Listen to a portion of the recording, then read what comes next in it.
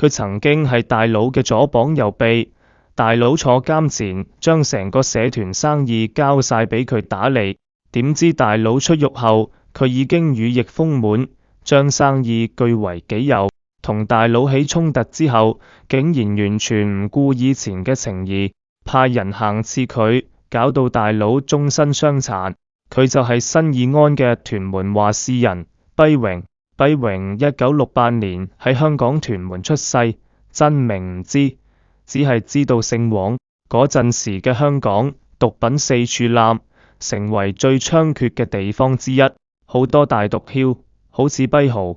馬氏雙雄、洪漢義等人，都係喺呢段時間迅速發圍做大。跛榮好細個嗰陣，老豆就染上毒癮，由於冇錢，一毒癮發作就會對跛榮阿媽拳打腳踢，搞到跛榮嘅童年一直活喺家庭暴力嘅陰影下。大個少少嘅跛榮，因為痛恨老豆所做嘅一切，就諗咗條計。嗰陣時，跛榮喺屯門屋企隔離嘅鄰居，兩公婆都有穩定工作，其中個仔喺出面幫啲大佬收數，家庭環境喺嗰頭都算唔錯，同家徒四壁嘅跛榮屋企比，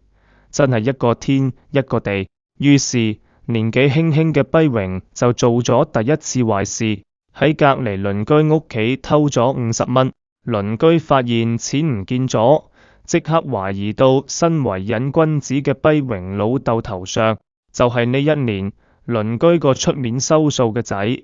將跛榮老豆送咗入監倉。第一次用計謀就咁有效，奠定咗跛榮日後腹黑性格嘅基礎。老豆入獄後，跛榮兩母子重獲自由，為咗以後唔再受個癮君子老豆騷擾，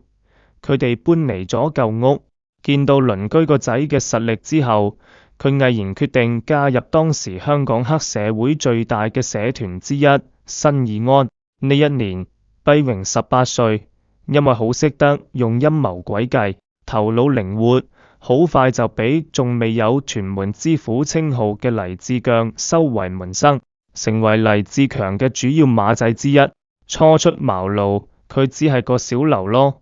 同其他基層馬仔一樣，主要就係收數睇場。但跛榮武功唔叻，更多時候係靠個腦。有一次社團火，跛榮跟住人潮拎住架生衝入對方人群，手無縛雞之力嘅佢，兩三下就俾人打到喺地。亦都係喺呢次火入面，跛榮隻腳受咗傷，從此走路一拐一拐，俾班兄弟戲稱為跛榮。跛榮加入呢幾年，靠住深沉嘅心機同腹黑嘅手段，佢喺放數、收數方面特別有天賦，為社團賺咗唔少錢，所以好快就俾黎志強睇重。喺黎志強29歲岩岩上位，成為新義安屯門之虎嗰陣，跛榮成為黎志強嘅左右手，幫佢運籌帷幄。黎志強仲獲咗青磚圍呢啲地方俾跛榮管理。黎志強都靠住跛榮嘅出謀獻策，喺屯門嘅地位越嚟越穩固。之後，黎志強喺同人起衝突嗰陣，將對方打到重傷，所以惹上7年嘅監獄之災。入獄嗰時，黎志強將屯門嘅大小事務交俾跛榮代為管理。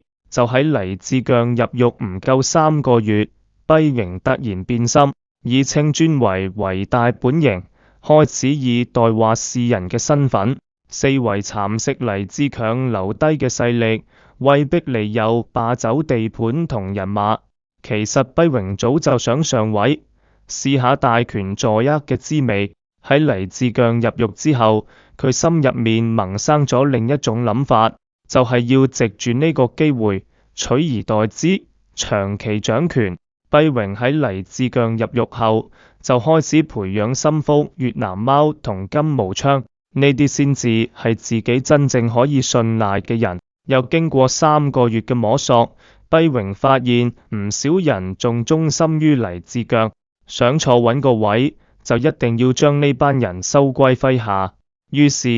跛榮開始用錢或者利益嚟誘惑，黎志強唔少舊班底都變成咗跛榮嘅人，而一啲對黎志強忠心耿耿嘅馬仔，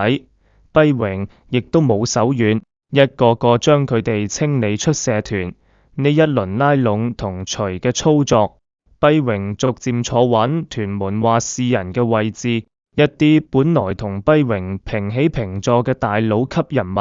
喺跛榮嘅打壓下抬唔起頭，隱退經商。咁樣一搞，跛榮就將屯門絕大部分嘅勢力掌握喺自己手上，掌握咗屯門勢力嘅跛榮，呢個時候最擔心嘅事就係黎志強出獄。出獄後嘅黎志強發現跛榮對自己嘅態度已經唔似以前咁恭敬，而且以前手下嘅人都以跛榮馬首是瞻。自己想重新接手屯門事務，仲要揾跛榮攞飯，但睇跛榮個態度，明顯係痴心妄想。黎志強早年喺江湖成名，自然唔係冇眼光嘅人，知道形勢比人強，於是轉身做生意，亦都冇再接觸幫會嘅嘢。咁反常嘅舉動，令跛榮好疑惑，反覆觀察咗幾年，黎志強都冇任何動靜。但跛榮始終都係食唔安瞓唔落，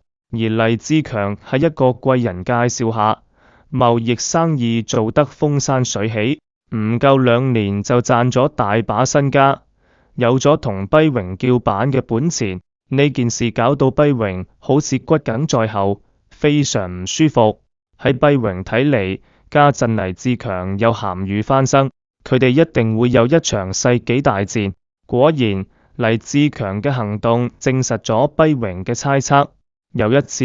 黎志強嚟到跛榮公司，要求跛榮俾翻社團嘅分紅佢，兩個人亦都因為呢件事產生咗糾紛。黎志強行出呢一步，明顯係想試探跛榮嘅底線，只要跛榮答應或者唔答應，但冇取反制手段，就說明可以再進一步試探。但黎志強呢一試探就直接激嬲咗跛榮。2001年，黎志強去東莞睇佢名下嘅生意，喺位於東莞常平鎮嘅新時代的士高門口，被跛榮嘅人馬襲擊，身中4槍，雖然冇生命危險，但都住咗大半個月醫院。而跛榮呢個膽大妄為嘅舉動，亦都驚動咗警方，將跛榮列為通緝犯。不過，亦有人話呢件事係黎志強嘅老對手側頭宋所為。早年黎志強稱霸屯門嗰陣，仲有另一個屯門大佬，就係側頭宋。黎志強係側頭宋嘅一生之敵，兩個人大大小小嘅紛爭不斷。事發後，側頭宋擔心手下尋仇，帶住心腹肥傑匆匆走去歐洲。2005年8月，側頭宋喺荷蘭首都阿姆斯特丹一間生肉俾人槍殺，據講肥傑為側頭宋擋咗2槍，亦有講法係肥傑走上閣樓保住一命。坊間傳聞各有不同，有人認為係側頭宋搶咗當地黑幫嘅麵粉生意俾人尋仇，亦有人話跛榮係幕後主使。側頭宋死後，肥傑將佢嘅靈柩護送返香港。返港後，肥傑為側頭宋喺紅磡搞咗個盛大嘅葬禮，並宣告回歸屯門。呢幾年，肥傑跟住側頭宋喺歐洲做麵粉生意，賺到盆滿缽滿。今次返嚟糧草充足，決心為大佬爭返榮光，奪返屯門話事權。肥傑今次返嚟，雙方勢力格局已經有變，天正開始偏向肥傑嗰邊。經過幾輪廝殺搶地盤，肥傑收復唔少失地，仲新增咗唔少地盤，形成咗肥傑同跛榮劃界而治嘅局面。雙方以青山公路藍地段為界，肥傑霸泥圍、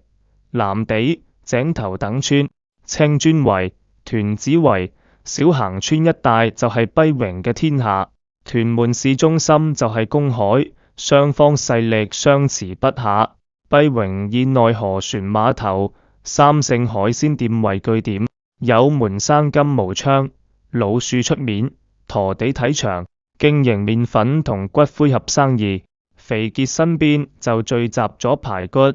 家謙、大軍、阿摩尼等後生仔，主要經營丸仔生意，仲養咗一大班少年軍，據稱超過500人。2012年10月，畢榮因洗黑錢同老婆一齊被捕，2013年被判入獄5年。據講喺佢屋企周圍都係現金、睡房、書房，甚至連雪櫃入面都塞滿咗大疊銀紙。畢榮入獄後，肥傑手下嘅後生仔急起直追，而畢榮手下嘅主力大佬們都有家室地位，亦都賺夠，再冇心廝殺。蘇牛等人相繼退出江湖，肥傑勢力開始具壓倒性優勢，將屯門大部分地方納入佢麾下。